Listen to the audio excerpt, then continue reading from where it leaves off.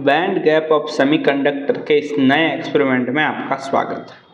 यह है पूरा सेटअप। इसमें यहाँ दिया है ऑन ऑफ स्विच, ये पावर सप्लाई के लिए दिया है। ये एमीटर है जिसके 2 पॉइंट है प्लस और माइनस।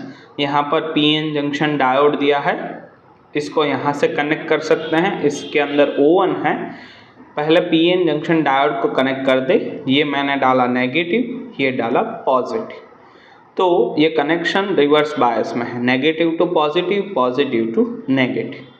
ठीक है, यहाँ इनबिल्ट इस बॉक्स के अंदर एक ओवन है, ये उसका स्विच है। अब यहाँ मैं टेम्परेचर मेज़र करने के लिए अपना थर्मोमीटर लगा देता हूँ, जिससे हमें पता चल सके कि उस ओवन के टेम्परेचर में क्या बदलाव आ रहा है। आप देख सकते हैं मेरे पास एक थर्मोमीटर है, वो अभी रूम टेम्परेचर पे है, करीब 36 डिग्री ऑन सेल्सियस वो अभी दिखा रहा है। ठीक है, तो अब इस पूरे सेटअप का कनेक्शन कैसे करें? सिंपल है, पावर सप्लाई को आप पहले दे दीजिए करंट ए मीटर में।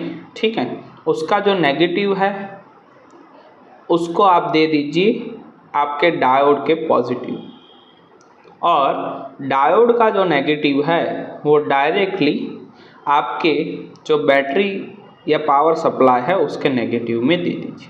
तो ये आपका सर्किट कनेक्शन होगा। एग्ज़ाम में अगर ना दिया जाए तो ऐसे आपको सर्किट कनेक्शन करना है। ठीक है, अब सिंपल है, स्विच ऑन करते हैं। हमारे पहले नॉलेज के हिसाब से रिवर्स बायस में करंट नहीं बहता, देख पा रहे हैं 4 माइक्रो एमीटर है। अब हम क्या करेंगे, ओवन को ऑन करेंगे। ओवन ऑन करने पर क्या होगा, टेम्परेचर बढ़ेगा। ठीक डायोड उसके बाजू में है तो उसका टेम्परेचर भी बढ़ेगा, और टेम्परेचर के बढ़ते हमें करंट में कुछ बदलाव नज़र आएगा, और वो बदलाव करंट को इंक्रीज़ करेगा। तो देखते हैं, उसके इंक्रीज़ होने तक हम वेट करते हैं। हमें 90 डिग्री ऑन सेल्सियस तक इंक्रीज़ करना है इस पूरे बॉक्स के टेम्परेचर को। जैसे जैसे ये बढ़ता जाएगा वैसे वैसे करंट हमारा बढ़ता जाएगा। तब तक देखते हैं title, band gap of semiconductor. Title दे दीजिए। ऑब्जेक्टिव क्या है हमारा, to determine the band gap in semiconductor using a diode. So पहले ये क्लियर करें कि what is band gap, band gap क्या है।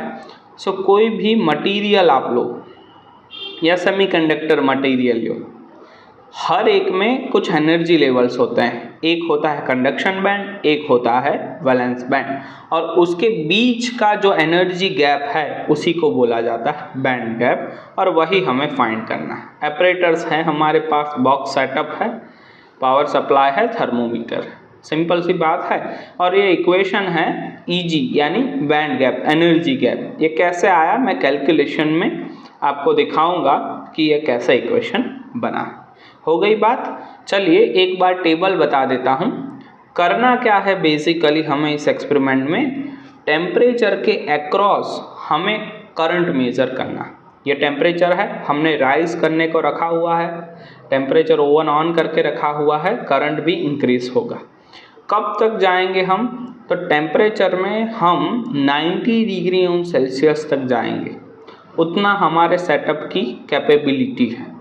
फिर क्या करेंगे, हम ओवन ऑफ कर देंगे तो वो ऑटोमेटिकली कूल डाउन हो जाएगा। 85 होगा, 80 होगा, 75 होगा, 70 होगा, 65 होगा। वैसे वैसे जैसे जैसे कूल डाउन होता रहे उसके अक्रॉस हमें रिवर्स करंट मेज़र करना है। चलिए देखते हैं। अब मैंने ओवन ऑफ कर दिया है, ये 90 तक आ गया है। 90 पे मुझे दिखा रहा था, मेरा रीडिंग जो है वो मुझे दिखा रहा था 70.1। सो मैं नोट डाउन कर लेता हूँ 17.1। ठीक है, ये हमारा पहला रीडिंग हो गया। ओवन मैंने ऑफ कर दिया है, देख सकते हैं आप। मैं थोड़ा फास्ट फॉरवर्ड कर रहा हूँ वीडियो को, जिससे ये जल्दी कूल होता दिखे आपको। हमें वेट करना है जब ये टेम्परेचर 85 तक आए। आप देख सकते हैं वो कूल हो रहा है, कूल हो रहा है, कूल हो रहा है। जैसे ही 85 आ जाए मैं कैमरे को डिस्प्ले की तरफ जूम कर दूंगा तो आपको वो रीडिंग दिखाई देगा। तो देखिए अब आने ही वाला है 85 के करीब हम पहुंचने वाले हैं अप्रॉक्स। या now the temperature is 85 degree and what is our reading? Yeah, 51.1. so हम नोट डाउन कर रहे हैं 85 के अक्रॉस हमें कितना मिला है 51.1। अब क्या करेंगे, फिर से वेट करेंगे, wait till 80 degree on Celsius. जब तक टेम्परेचर 80 डिग्री ना आ जाए तब तक हमें वेट करना है, और जैसे ही आए उसके अक्रॉस हमें कितना करंट मिल रहा है वो हमें मेज़र करना है। सो बेसिकली इस पूरे एक्सपेरिमेंट में हमें यही करना है। फंडामेंटल कुछ इसके ऐसे हैं कि ज़्यादा टेम्परेचर होने पर ज़्यादा करंट है, तो कम टेम्परेचर होने पर हमारा करंट डिक्रीज होता जाएगा। तो 80 पे मुझे मिल रहा है, कितना मिल रहा है, बस आने ही वाला है 80 पे अब रीडिंग है 38.8। या सो मैं नोट डाउन कर रहा हूँ 80 डिग्री पे मेरा रीडिंग है 38.8। सेम प्रोसेस हम फॉलो करेंगे, 75 पे कितना मिल रहा है वो देखें। तो टेम्परेचर डिक्रीज हो रहा है और 75 के करीब जैसे ही आएगा हम रीडिंग नोट डाउन करें। तो बेसिकली यही प्रोसेस है बैंड गैप ऑफ सेमीकंडक्टर के लिए। मैं बता देता हूँ, हीट मिलने पर इलेक्ट्रॉन को एनर्जी मिलती है, वो बैरियर क्रॉस कर देते हैं, इसीलिए हमें करंट रिवर्स बायस में मिल रहा है। ये उसका फंडामेंटल प्रिंसिपल है, ठीक है। तो जैसे ही अब हीट कम हो रही है, उस इलेक्ट्रॉन को एनर्जी नहीं मिल रही, वो बैरियर पोटेंशियल नहीं क्रॉस कर पा रहा है, इसीलिए करंट की वैल्यू जो है वो डाउन होती जा रही है, डाउन होती जा रही है, डाउन होती जा रही है। तो बेसिक प्रिंसिपल यही है। तो 75 पे कितना मिला, 75 पे अब हम देखेंगे, आपको ऐसे ही कूल डाउन करते रहना है अप टू 40। करंट घटता जाएगा, घटता जाएगा, घटता जाएगा। तो मैं अब लिख देता हूँ 75 पे मुझे मिल रहा है 29.2, उसके बाद 20.7, 13.7, 10.8, 8.2, 5.8, 4.0, 3.0। सो ये है टेम्परेचर और उसके अकॉर्डिंग मेरे रिवर्स सैचुरेशन करंट के रिजल्ट। ये पूरा मामला कैलकुलेशन का है बाद का। अब हम क्या करेंगे, डिग्री ऑन सेल्सियस टेम्परेचर को केल्विन में कन्वर्ट करेंगे। कैसे, केल्विन सेल्सियस है उस पर 273 ऐड कर दो। जैसे 90 में मैं ऐड करूँ सो 363 होता है, 85 में मैं ऐड करूँ 358। वैसे आपको हर एक टेम्परेचर ऑन सेल्सियस में 273 ऐड कर देने हैं, तो आपको एक और कॉलम मिल जाएगा जो दिखाएगा टेम्परेचर इन केल्विन। फिर उसके बाजू का जो कॉलम है वो 10⁻³ डिवाइडेड बाई T है, यानी क्या, 1000 से हमें जो भी हमें केल्विन की वैल्यू की उसका भाग लगाना है। तो मैंने कैलकुलेटर में वैल्यू रख रहा हूँ 1000 डिवाइडेड बाई 363। सो फर्स्ट मुझे मिला है 2.75। फिर से 1000 डिवाइडेड बाई 358, सेकंड मुझे मिला है 2.79।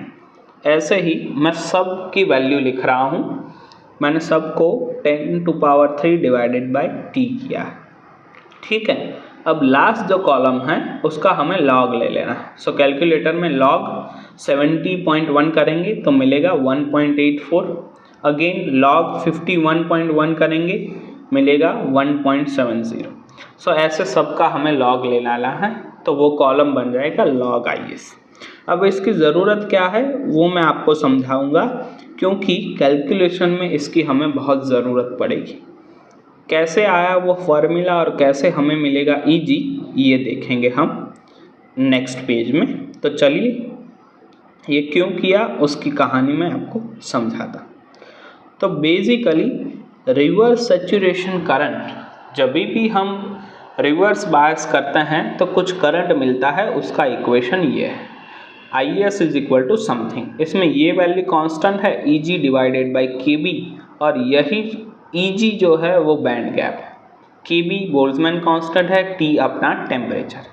तो हमने क्या किया है, IS और T का रिलेशन बिठाया है, दोनों तरफ लॉग लेंगे या उसको 2.303 से डिवाइड करेंगे।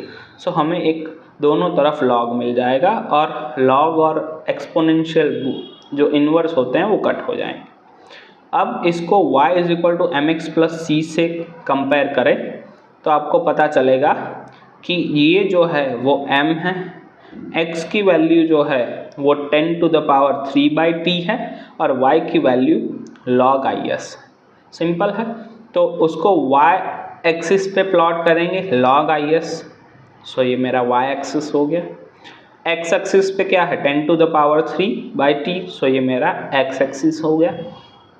और m क्या है स्लोप है, इसके अकॉर्डिंग ये है तो मैंने लिख दिया m = Eg × समथिंग। इसको इलेक्ट्रॉन वॉल्ट में कन्वर्ट करने के लिए 1.6 × 10⁻⁻19 से मल्टीप्लाई किया।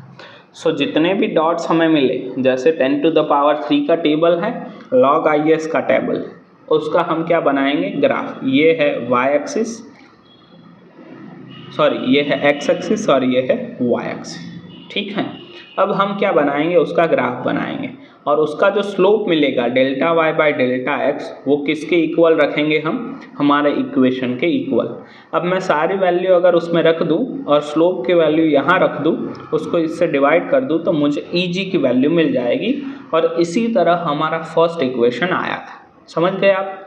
तो चलिए, क्या मैंने कंप्यूटर की मदद से स्लोप बनाया है और इसका स्लोप जो है वो मुझे कितना मिला है वो मैं लिख रहा हूँ। आप अपने हाथ से स्लोप बनाना और मिनिमम डेविएशन वाला स्लोप बनाना। सो 3.25 मुझे स्लोप मिला है और जो कांस्टेंट है उससे मैं डिवाइड कर रहा हूँ तो मुझे क्या मिल रहा है, कंप्यूटर से कैलकुलेटर से इसे डिवाइड करें। So 0.645 electron volt is equal to 0.7 electron volt.